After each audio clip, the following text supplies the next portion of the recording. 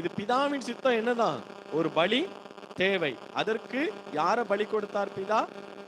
தன் சொந்த குமாரனாகிய இயேசுவை பலியாக ஒப்பு கொடுத்தார் என்று நாம பார்க்கிறோம். அவர் ஒரு கன்னியின் வயிற்றில் பிறந்து அவர் இந்த உலகத்தில் வரும் பொழுது, இந்த உலகத்தின் மனுக்குலத்தின் பாவத்துக்காக அன்று அந்த நாட்களில் ஒரு ஆடுகள் அடிக்கப்பட்டது போல, இங்கே இனி ஆடுகளின் பலியோ மாடுகளின் பலியோ கோழிகளின் ரத்தங்களோ இல்லாதபடி இன்று நானே உங்களுக்காக பலியாக போகிறேன் என்று சொல்லி தன்னை அர்ப்பணித்த அந்த இயேசுவானவரை அவர்கள் எல்லாரும் நினைச்சிருப்பாங்க, இவரை பிடிச்சு சிலுவையில் அடிச்சாச்சுன்னு சொல்லி. சிலுவையில அவர் தன்னை ஒப்பு கொடுத்தார் என்று சொல்லப்பட்டிருக்கிறது. சிலுவை மரணத்திற்கு தன்னை அவர் அர்ப்பணித்து ஒப்பு கொடுத்தார் என்று சொல்லப்பட்டிருக்கிறது. இதுல பாருங்க, அதுல சொல்லப்பட்டிருக்கிறது பாருங்க, அப்பொழுது தேசாதிபதியின் போர்ச்சவன் இயேசுவை அதுல 28வது அவர் வஸ்திரங்களை கழற்றி சிவப்பான மேலங்கியை அவருக்கு உடுத்தி, அவர் வஸ்திரங்களை இப்போ அங்க ஆசாரியர்கள் கூட்டங்கள்லாம் கூட்டிட்டு போய் தேசத்தின் அதிபதியுடைய முற்றத்துல கொண்டு போய் நிறுத்தியாச்சு. அங்கே தீர்ப்பு வழங்கணும். அதற்கு முன்னதாக பல குற்றங்கள் இருந்தது. இப்போ பரபாச விடுதலை பண்ணியாச்சு. இயேசுவை சிலுவையில் அடிக்கிறதுக்கு ஒப்பு கொடுத்தாச்சு.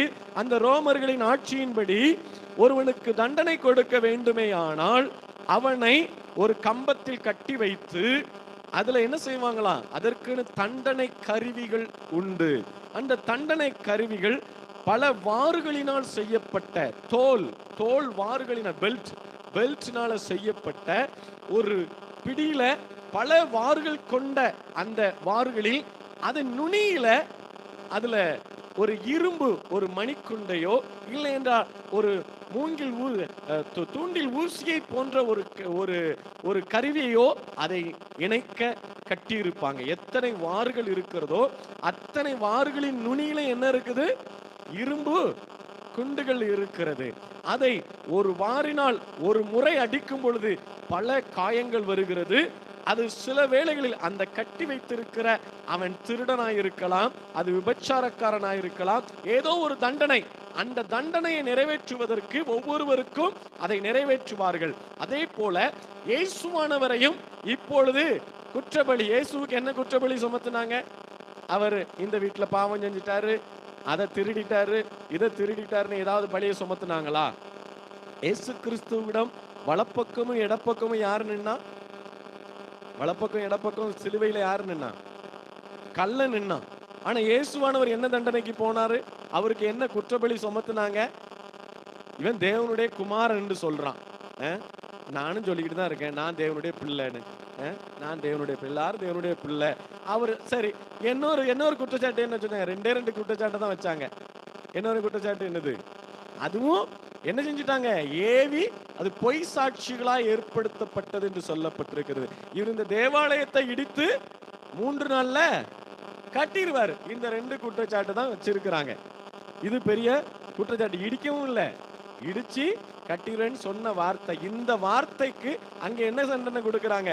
சிலுவை தண்டனை. சரி, ஒப்பு கொடுத்தாச்சு. அவருடைய பொறாமையினால போட்டினால தூக்கி கொண்டு விட்டாச்சு. நம்ம பாவம் கழுவப்படணும், பாவிகளாக நம்ம மீட்கப்படணுங்கிறதுக்காக அவர் அந்த வழியை வைத்திருந்தார். அப்போ அந்த தண்டனையை நிறைவேற்றும் பொழுது பாருங்க, சவுக்கு, அது சவுக்கையும் அப்படித்தான் உண்டு பண்ணி இருக்கிறாங்க. அந்த சவுக்குல எப்படி இருக்கிறது? அந்த கருவிகள்ல ஒவ்வொரு குண்டுகளும் அந்த முதுகுல உள்ள சதைய பிச்சுட்டு சில நேரம் உள் உறுப்புகள் தெரிகிற அளவிற்கு சிலர் அடி வாங்கும் பொழுது சிலுவையில் அதுக்கு இந்த வாரினால் அடிச்ச பிற்பாடுதான் எங்க தண்டனை நிறைவேற்றுவாங்க? சிலுவையில கொண்டு போய் அவர்களை சிலுவையில் அடித்து கொலை செய்வார்கள். அதற்கு முன்னதாக சிலர் இந்த சிலுவைக்கு போறதுக்கு முன்னதாகவே அவங்க என்ன செஞ்சிருவாங்க? இந்த அடியின் வேதனையினால் அந்த ரத்தம் சிந்துறதுல அந்த அடிச்ச இடத்துல செத்து போயிருவாங்க. ஆனால் இயேசுவானவரை ஒருவரும் சாக அடிக்கவில்லை. இயேசுவை யாரும் சாகடிச்சிட்டாங்களா? சாகடிக்கதான் முடியுமா? இல்லைன்னா பிடிச்சிருந்தா முடியுமா? எத்தனையோ இடத்துல அற்புதம் செஞ்சு மறைஞ்சு போயிருக்கிறார். அப்படித்தானே? அதைத்தான் நம்ம பார்க்கிறோம். இப்போ அங்க போர்ச்சவர்லாம் பிடிச்சிட்டாங்களா? இல்ல, அவர் தன்னை ஒப்பு கொடுத்தார் என்று பார்க்கிறோம். தன்னுடைய ஆவியை கர்த்தர் தந்த அந்த கர்த்தர் கொடுத்த அந்த கன்னிமரியின் வயிற்றிலே உதயமான அந்த நீதியின் சூரியனுடைய அந்த ஜீவனை இவர்கள் கொன்றார்களா? போர்ச்சேவர்கள் கொன்றார்களா? ரோம் அரசு கொன்றுச்சுதா? இல்லை. அவர் ஜீவனுக்கே அதிபதி. அவர் எப்படி ஜீவனை இழக்க முடியும்?